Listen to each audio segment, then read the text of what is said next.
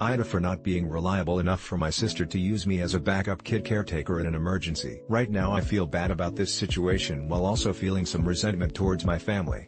My sister lives about 20 minutes from me, near our parents. There was a family emergency where she needed to meet my parents at the hospital, and taking her kids wasn't an option.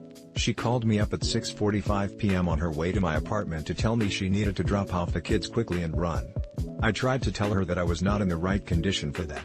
She told me it was an emergency and she had no other option. I begged her to call her mother-in-law. She said that wouldn't work. When she showed up, she stepped inside my apartment to hand off her kids. Like I told her, I wasn't in condition for this. My friend and I had been celebrating her new job. My sister was shocked and disgusted and dragged her kids off, but not before telling me what a pathetic loser she thinks I am.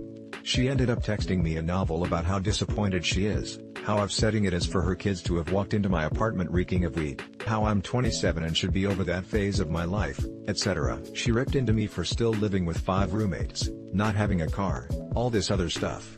It was deeply hurtful and I just apologized for not being able to help her and the kids. Of course I had no idea there could be an emergency like this, but you never know. That's why it's an emergency. Yes, I live with 5 people but they are my friends and we need each other to afford living here. I don't have a car because I can't drive. Weed is legal here and it's not a crime to smoke once in a while. My sister said she was so disgusted with me that she brought my parents into it. They have all banded together to let me know what a piece of shit I am for not living up to anyone's expectations.